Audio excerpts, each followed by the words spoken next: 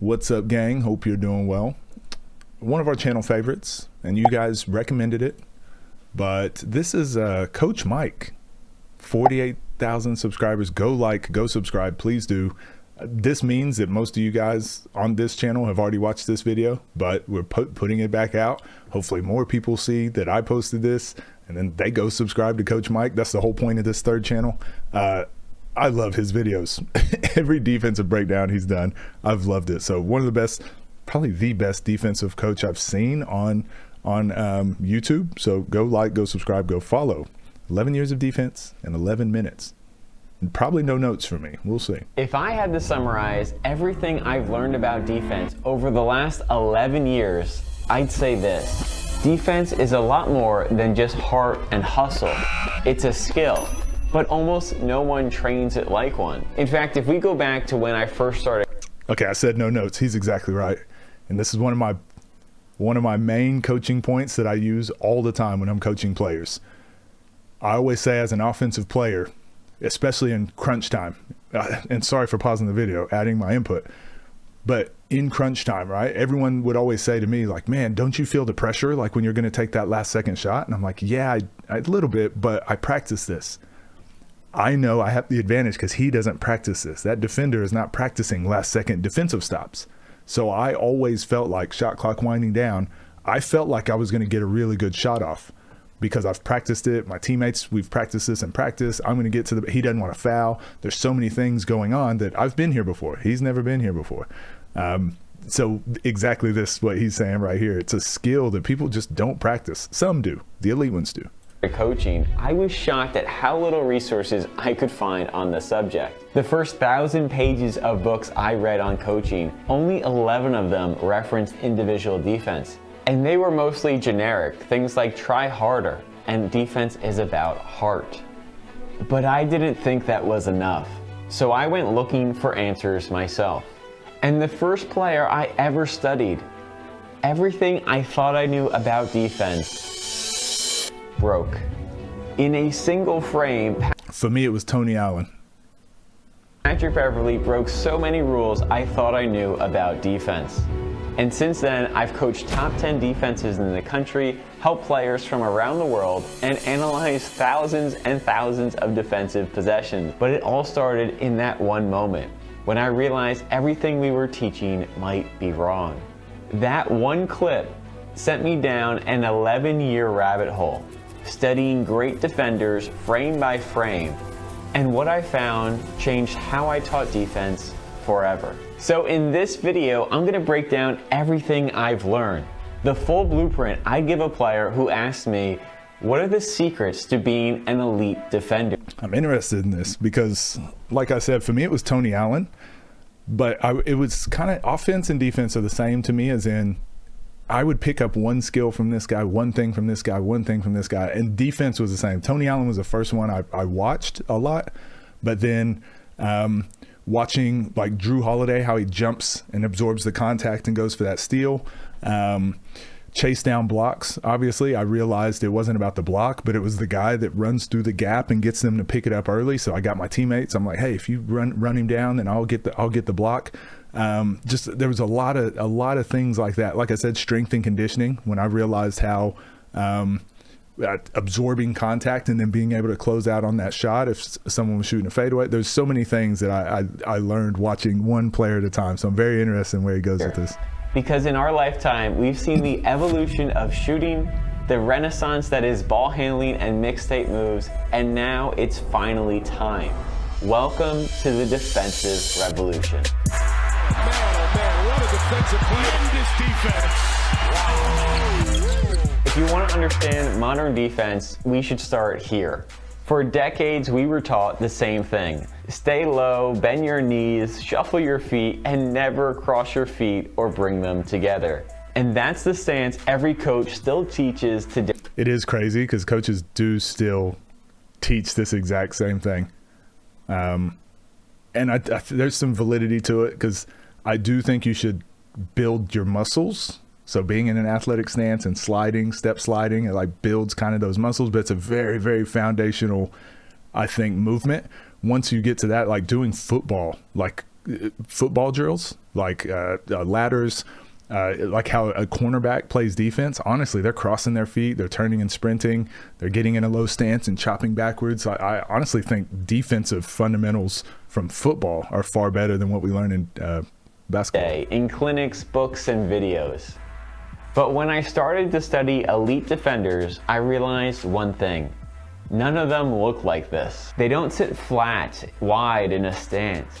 They angle their body, they lean forward, or they stand taller than you would expect, and they're never on their heels, even when they're retreating. These defenders use two modern stances, the upward stance and the forward stance. And they're tools, not set poses. A forward stance gives you something the old stance never could, a first move advantage, an ability to close distance easier, disrupt the ball, and cut off angles before they even form. So one thing I'll point out, he's exactly right. Like, when you're trying to teach good defense, it's actually about like attacking and keeping the offense on their heels, knowing what they want to do and disrupting that, basically. So he's talking about those two stances to do that. I think most people teach defense like this because it's like, just stand there and be arms wide, like be a large cone. Just be between them and the basket in a large cone. But I think this, what he's talking about, offenses have improved so much, offensive players and skill sets. So it's like defensive skill sets need to catch up to that. You can dictate the drive instead of just trying to absorb it. And the upward stance, well, it keeps you balanced, mobile, and ready to move in any direction with any footwork pattern to slide, crossover, cushion, or recover at any moment. And what we were seeing wasn't laziness or bad fundamentals. No, these were the best defenders to have ever played the game. They weren't breaking the rules of defense. They were trying to show us that the rules needed to be changed. And that was the first domino to fall, because if the stance we were all taught was wrong, well, what else could be discovered? That's when I started to shift my focus to the footwork. And that's when things really got out of hand. The whole system I knew about defense was flipped on its head. For years, we were told the same thing. The lateral shuffle was king, don't cross your feet, and never bring them together. I do think the lateral shuffle is still king, but just for that first step, and only if athletically you can do it. I do think it's the best way to cut someone off, because you stay in your athletic stance, you can absorb, you can jump, you can go back right, you can go left. It allows you to get into all the other defensive tools that you're going to use. But if you can't, you might as well just skip it and go into the anticipation stage and use your other defensive tools anyway. So I still think the lateral shuffle, boom, for that first initial movement is still best, but it's also hard to, like, you got to build it up. But that class, just like, wow, light bulb moment. Just like the offensive, for me, athletic stance, I like the onside step rather than stepping with a negative step first. Negative step will get you there faster, and technically, that's changed over the years where the negative step is actually taught. But if you can build up your athleticism and your explosiveness to go with the onside step either direction, I think it's far more efficient. Still use both, but start with an athletic stance and it gives you more options. So same thing here. If you can step slide for that first initial move, it allows you to still have all your defensive tools. You can still turn and sprint right, turn and sprint left. You can still get into every whatever you're going to do. You can close out, you can drop backwards, you can do anything you need to do from that stance. classic footwork. That is a light bulb. I just realized that my offensive principles match my defensive principles. Well, So proud. it's probably responsible for more players getting beat than any of those rules getting broken. Because when you study the great defenders, you start seeing Oh yeah, like the Drew Holiday step slide and then absorb the contact. so many rules break. Their feet aren't just shuffling, they're moving at different angles and in different ways. The crossover step, once considered a cardinal sin in basketball, is actually one of the most efficient ways to cover ground in recovery. It lets you cover the same amount of distance that would take you 2 to 3 classic defensive slides. So it allows a pressure defender to get up in you, but also recover and get back in front. The cushion slide is nearly the opposite approach. It's about avoiding the need to recover. It's about staying in front, not by moving laterally, but by moving backwards while keeping your chest square to the attacker. It lets you absorb drives, stay in legal guarding position, and if you're doing it right, rack up a ton of charges.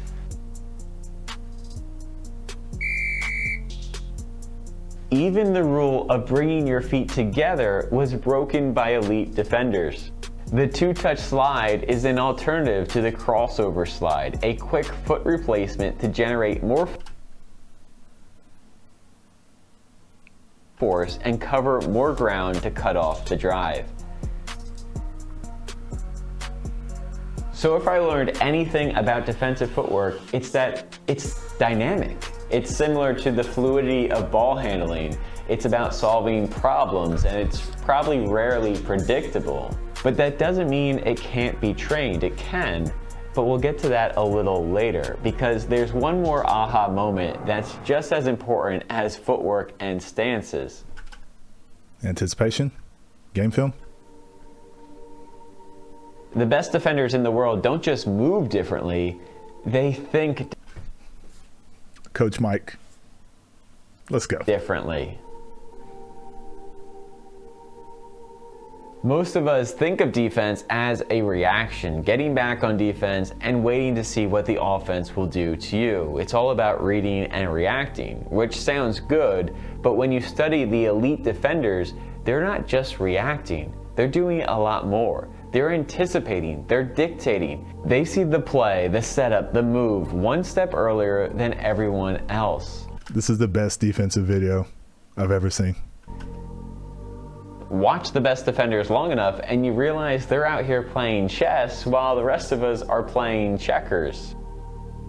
And it's a lot more than just knowing tendencies and scouting. That's helpful, but elite defenders dictate and control. I call this concept disruptive control, the idea that pressure predicts play, and that the more you pressure your opponent, the more predictable they become. So if you can stay on top of what they're going to do next, well, now you're in control and you're dictating the terms of engagement. I talk about this all the time in our one-on-one breakdowns, don't I? Like, if a player is quicker than you, that you think that you want to just back up and let him just go full speed downhill, but it's like that's really tough to guard. But if you can get on their hip and force them one direction, take one dribble to the left, like you actually have more of a chance being up and pressuring and making them go east and west rather than letting them go full speed at you. Then we can pair that with, then you get them into their second option, second layer or whatever, and we play from there. your ability to learn their tendencies. The stunt Let's go. steal is probably the pinnacle of this idea. Oh my gosh. I was teaching this to, I teach this to every defender that I coach, but this is something I used so often to get one. I'd get 1 to 2 steals a game, but just stunt at someone and see what they'd go behind the back. And I'm like, okay, do it again. Boom, stunt at him behind the back. Okay. If I stunt and go for the steal, he's going to counter with behind the back. So then it'd be third quarter stunt. Boom, I'm shooting that gap for the behind the back. This is such a good video. Faking at the ball handler just to learn and watch what they'll do in reaction, in response. So good. Then using that knowledge to your advantage, waiting till later in the game when you fake just to anticipate and capitalize on what you know they're about to do. Then we move off the ball, where great defenders are never taking a play off. Instead, they're looking to make a play off the ball. This is where awareness is tested in defenders. And I used to think elite awareness was knowing where everyone was at the same time, but it gets a lot more nuanced than that. Who's where? Because even Draymond Green has talked about awareness. It's about knowing where the key threats are, not necessarily. We call them special shooter, or most dangerous. So, and I actually had this conversation with one of our kids yesterday. There was a pick and roll that happened, and it was a not very good player at all setting a screen, and it was the best player coming off of the screen, and he stayed with his player. And I'm like, hey, who's the best player on the floor? Who's the best player in this old school? Him? Yeah, well, stay with him. We're not worried about this kid. Make someone else score. So, man, this is such a good video. Necessarily where everything is. What you want to scan for is where the weakest matchup is, because that's where you'll be needed to help, or where the star player is and the main action on the court. You see, elite defenders are constantly scanning for those key things. They're not trying to take in everything, but they're trying to identify where the problems can come from. And with enough time, that awareness turns into recognition. You watch enough film and you live through enough possessions, those patterns become predictable. They become routine, ingrained in you, and the moments that you can strike become obvious. You'll see players like Dyson Daniels steal these elbow entries, or guys like Thibault steal the one more pass, or guys. These ones, the one for me was on a fast break, 2-on-1 fast break. I would always stunt at the ball handler because they'd always want to do like a no-look pass. So I would always go like a 3-on-1 or a 3-on-2. I would always go the way that they were faking, right? Like they'd look this way and they'd throw a no-look pass. Or sorry, if it was someone that throws no-looks, if he faked this way, I'd always shoot the gap the other way because I'm like, he's going to throw a no-look pass. He's exactly right, though. There's a bunch of these habits you just start to learn that, like, it's not like so player specific. It's actually tendencies that a lot of players have. Guys like Alex Caruso anticipate your crossover. But before we go any further into techniques, I want to address the one mistake players make the most. They learn these tendencies, these insights, these footworks, but they never train them. And I always say this is the most important part of sports, right? Strength and conditioning. Which doesn't make a lot of sense. If we wanted to become better shooters, well, of course we would get at reps and try to master. Oh, he's going to talk about the specific skill. Okay. The technique. If we wanted to become great ball handlers, we would do ball handling drills and learn the reads. And defense is no different. It's not just about playing harder, competing, and playing one-on-one. It's about training the skills you'll need. Your feet need to learn how to produce the force at the correct angles and with enough. Okay, he is talking about it. Your footwork needs to be mastered so you can stay on balance and cut off angles. And your core needs to be strong enough to stabilize all your movements. Then, once you've mastered the technique and developed your athleticism, well, now we need to test it. We need to put you in situations where you have to react to live stimulus and anticipate where that player is going next. And only after that can we expect it to translate to the game. Just like I tell any player I start working with, great shooters get up reps, great defenders put in workouts. And when you train defense like a skill, well, everything changes. You stop hoping to stay in front, and instead you start focusing on making plays. This is pretty much the end of the video. There's a little bit more left, but I just have to say, if you want to watch the rest, please go check out Coach Mike. I have to say, this is quite possibly the best defensive video I've ever seen. Let's go full screen for this one. This is the best defensive video I think I've ever seen. I'm going to recommend this to everyone. I'm putting this up on the Discord, putting this up on the website. This is the best defensive video I've ever seen. Coach Mike, you're doing the Lord's work. I'd love to have a conversation with you at some point, just to pick your brain. This is great. This is awesome. I've got no notes, got no words, nothing. Got nothing for me. See you guys.